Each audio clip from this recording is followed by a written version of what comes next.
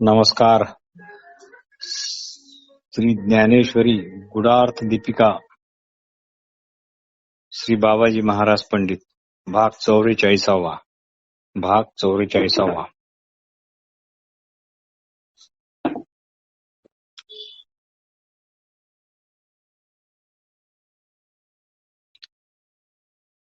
मागे आपण पाहिले की पाहिले तर दिसावे यात नवल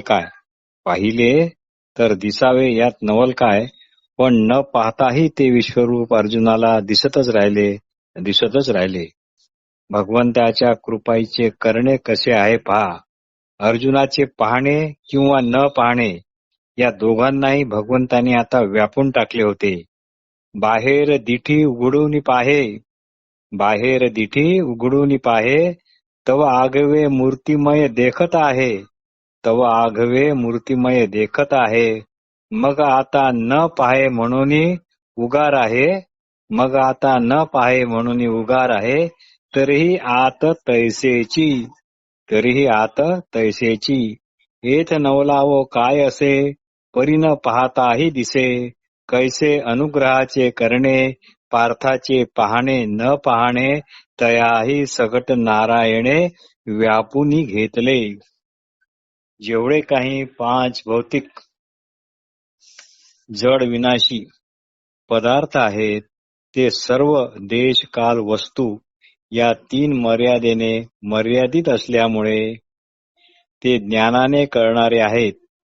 ते ज्ञानाने आहेत असे कळतात तेव्हाच ते असतात.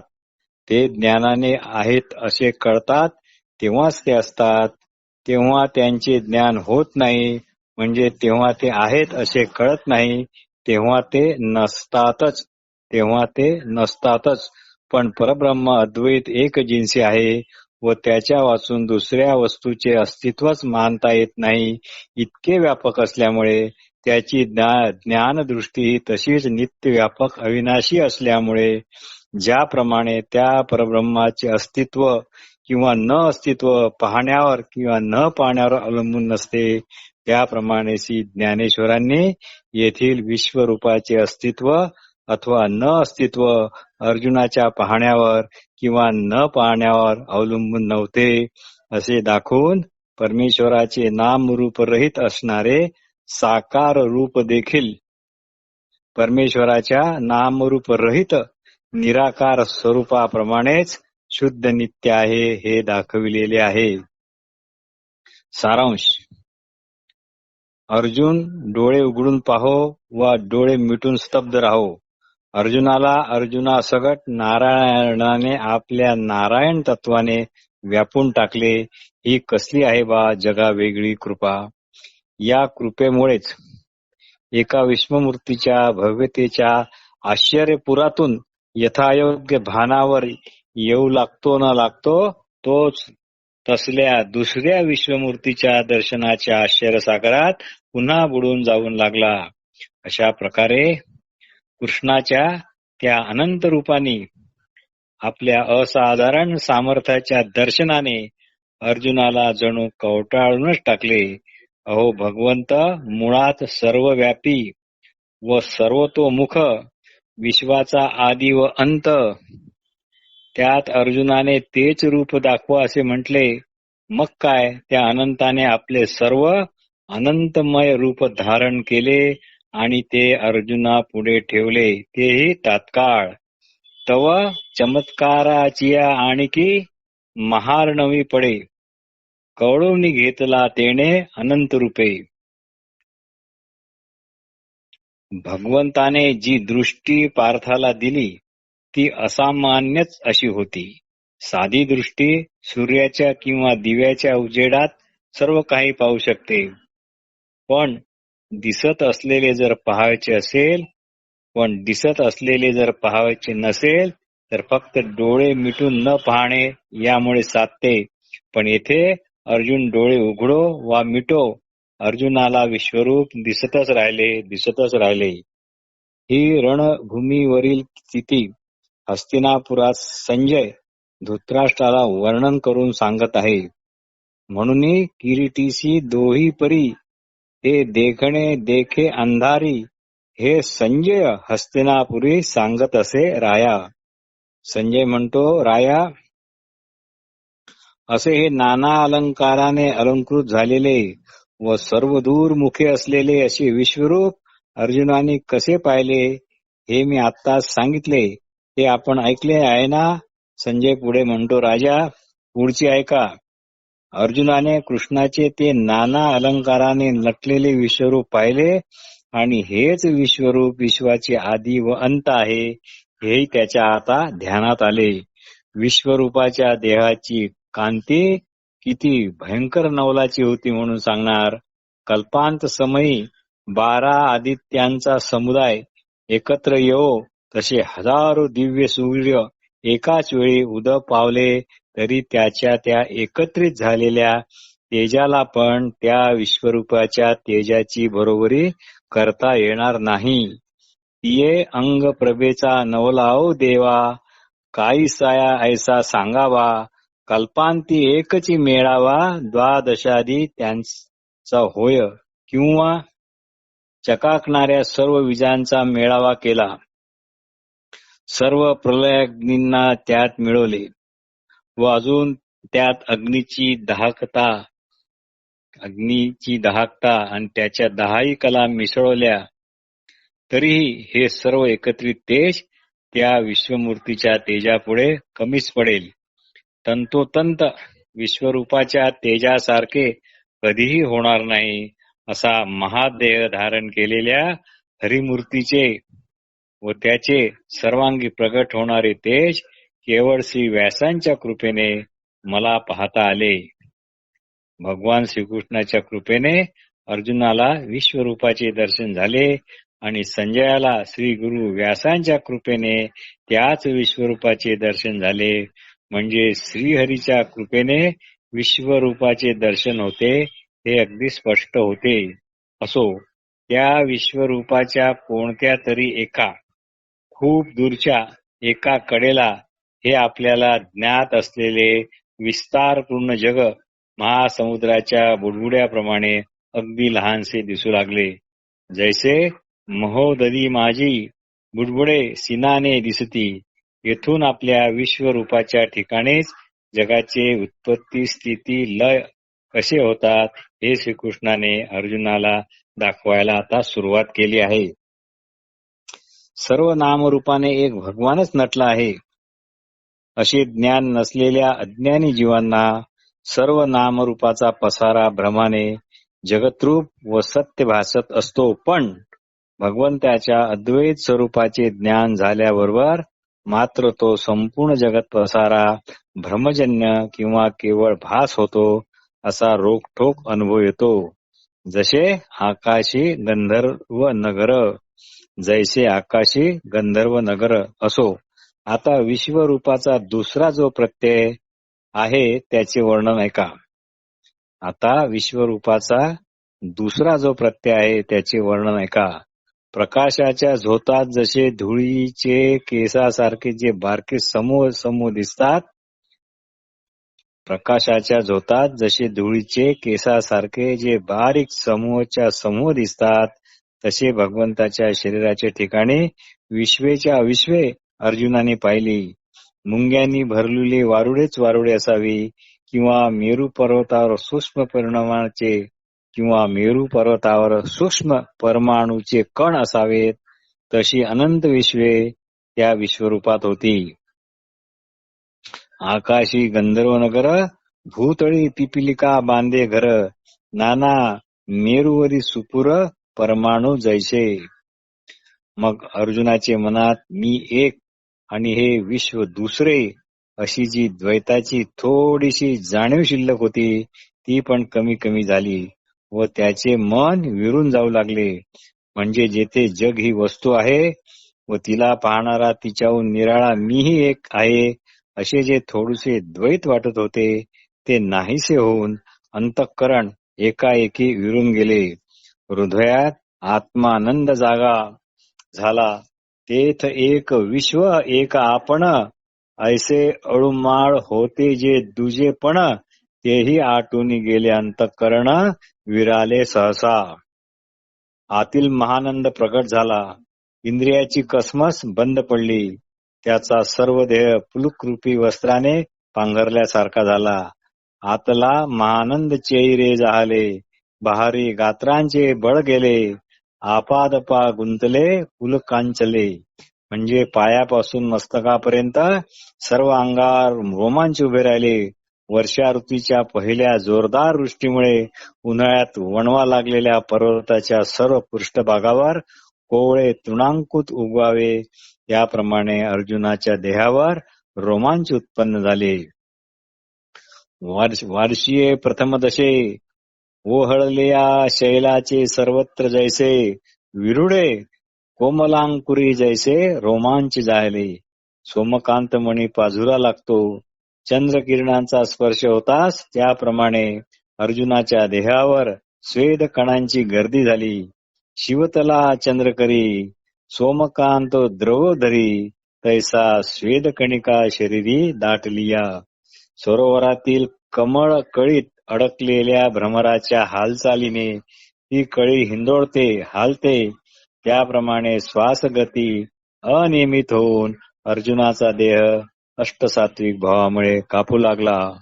माझी सापडलेनी अलीकुळे जळावरी कमळ कळिका जेवी आंदोळे तैसी आंतुलिया सुखोर्मिनी बळे बाहेर कापी.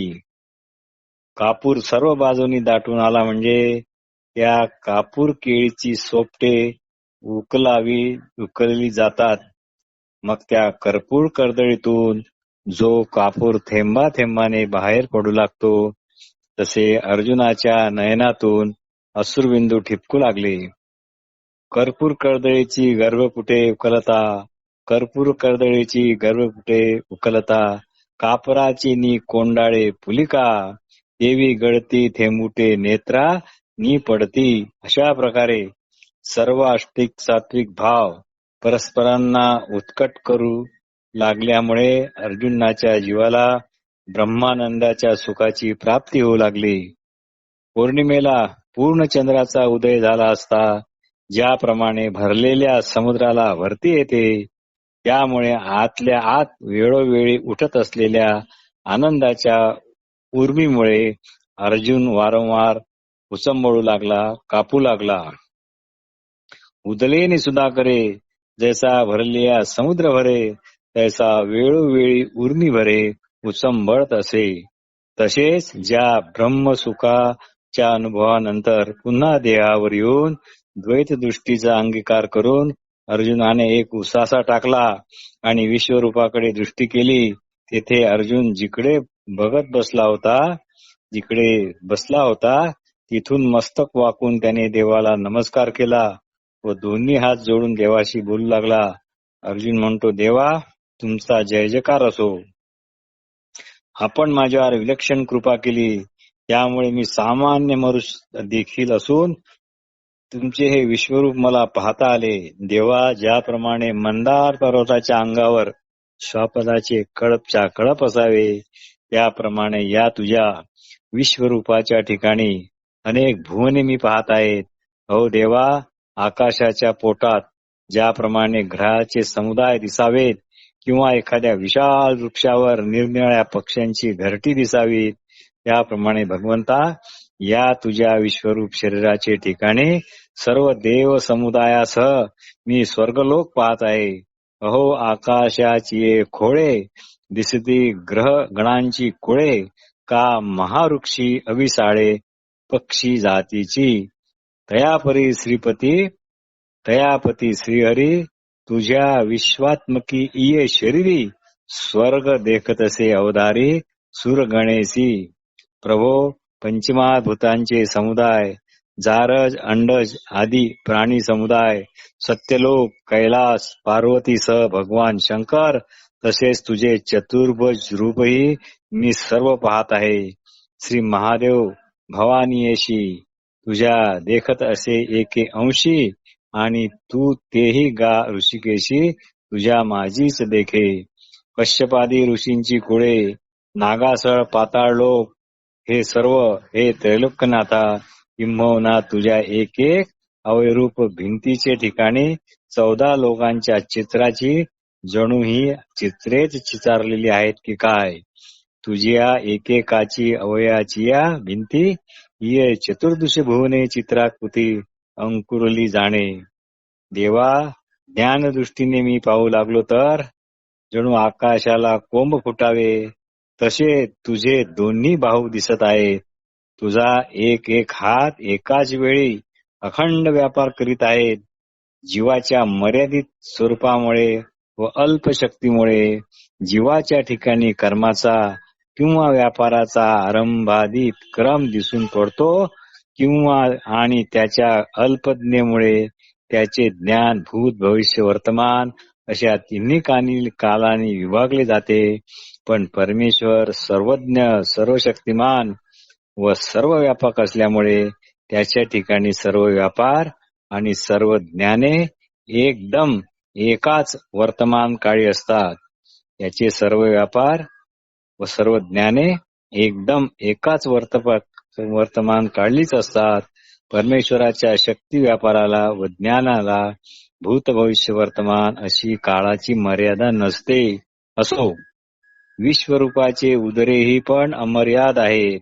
अहोजी देवा, तुम्ही सहस्रशीर्ष आहात. याची एकाच वेळी कोट्यावधी प्रत्यंतरे येत आहेत. जणू परब्रह्मच मुखरूपी सहस्त्र फळांनी भरभराटून आला आहे. तुझ्या डोळ्यांच्या पण रांगा मी पाहत आहे. स्वर्ग, पाताळ, ही भूमी, ह्या दिशा, हे आकाश अशी आता भाषा संपली.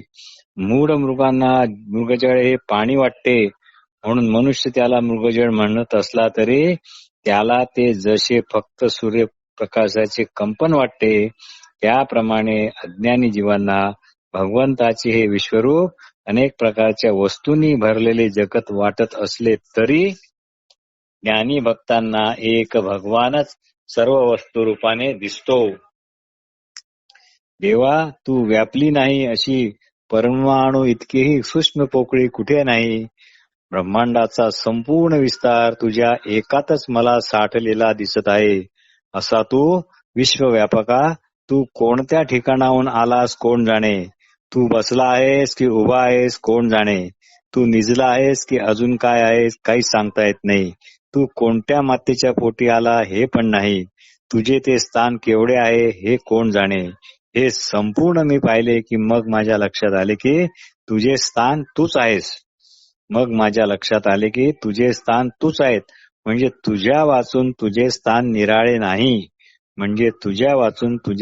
निराळे नाही.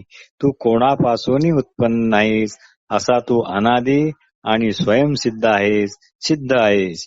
विश्वरूपाच्या ठिकाणी विश्वरूपाहून दुसऱ्या पदार्थाचा अनुभवच नाही. विश्वरूप हे उत्पत्ती रहित स्वतः सिद्ध असे वस्तू स्वरूप आहे. असो, देवा, तू उभा नाहीस, बसला नाहीस, उंच नाहीस, ठेंगणा नाहीस. भगवंता, तू खालीवर सर्वत्र तू भरला आहेस. तूच तुझे वय आहेस. तुझे पाठपोट इत्यादी अवयुक्त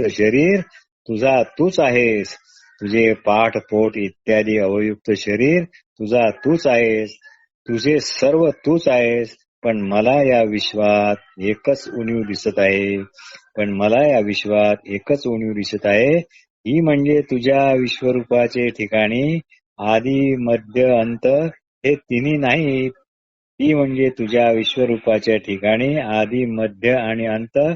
तिन्ही नाहीत. परी या तुझ्या रूपात जी उणीव एक असे देखत, जे आदी मध्य अंत तिन्ही नाही. हे आदी मध्यांत रहिता देवा, जशी पृथ्वी भूतांनी व्यापली आहे, आकाश नक्षत्रांनी भरले आहे, त्याप्रमाणे तुझे विश्वरूप तुझ्या या मूर्तीनीच भरलेले आहे असे मी पाहत आहे. जशी नक्षत्री गगन गुडारिले, तैसे मूर्तिमय भरले देखतसे तुझे रूप. देवा, काय सांगू, एका एका मूर्तीच्या एका एका अवयवावर हे त्रैलोक्य उत्पन्न आणि नष्ट होत आहे. असा हा विश्वरूपाचा विस्तार मांडून राहिलेला तू कोण आणि कोणाचा हे मी पाहिले, तेव्हा आमचा जो सारथी श्रीकृष्ण तोच तू आहेस असे मला दिसून आले. एकदेशीय स्वरूपाचेच ठिकाणी अर्जुनाला विश्वरूपाचे दर्शन हे होत आहे. एकदेशीय श्रीकृष्ण रूप व विश्वरूप असा दोन्ही स्वरूपाचा प्रत्यय अर्जुनाला येत होता. भगवंता, मला वाटते की तू असाच सदा सर्वदा व्यापक आहेस, पण भक्तावर अनुग्रह करण्याकरता तू सुंदर गोजिरवाणे एकदेशीय श्रीकृष्ण स्वरूप धारण केले आहेस. तू ऐसाची व्यापक सर्वदा, मग भक्तानुग्रह तया मुग्धा रूप ते धरसी. समुद्राचे काठी उभे राहून समुद्राकडे पाहिले असता जसा तो विस्तीर्ण समुद्र मनुष्याच्या मर्यादित दृष्टीने मर्यादित मानला जातो, तरी पण समुद्र विस्तीर्ण आहे हे तो विसरत नाही. तरी पण समुद्र विस्तीर्ण आहे हे तो विसरत नाही. त्याप्रमाणे भगवान सदा सर्वदा व्यापक असतो, तरी पण भक्ताकरता एकदेशीय होतो. तरी पण भक्त भगवंताची व्यापकता विसरत नाही. भगवंताचे सगुण साकार स्वरूपच प्रेमाचा विषय होऊ शकते, व्यापक होऊ शकत नाही. व्यापक स्वरूप होऊ शकत नाही. सगुण साकार स्वरूपच प्रेमाचा विषय होऊ शकते, व्यापक स्वरूप होऊ शकत नाही. असो देवा, तुझे चतुर्भुज रूप सुंदर व गोजिरवाणे आहे हे पाहता क्षणीच मनाची आणि डोळ्याची तृप्ती होती व आम्हाला दोन्ही हातांनी ते कवटाळता येते. तै कैसे चहू भुजांचे सावळे, पाहत ओल्लावती मन डोळे. खेऊ देव जाई जे तरी आकळे, दोहीची बाही. मग आमची दृष्टीच अविद्येने दूषित असल्यामुळे आम्ही त्या तुझ्या सगुण स्वरूपाला सामान्य मनुष्याप्रमाणे पांचभौतिक लेखतो. परंतु देवा, तुमच्या ज्ञानदृष्टीमुळे माझा अविद्येचा दोष नाहीसा होऊन तुझ्या सगुण साकार स्वरूपाचे यथार्थ ज्ञान होऊन या सगुण स्वरूपाचा खरा महिमा आता मला कळून आला. तरी आता दिठीचा विटाळ गेला. तू सहजे दिव्य चक्षु केला, म्हणून यथारूपे देखवला महिमा तुझा. नमस्कार.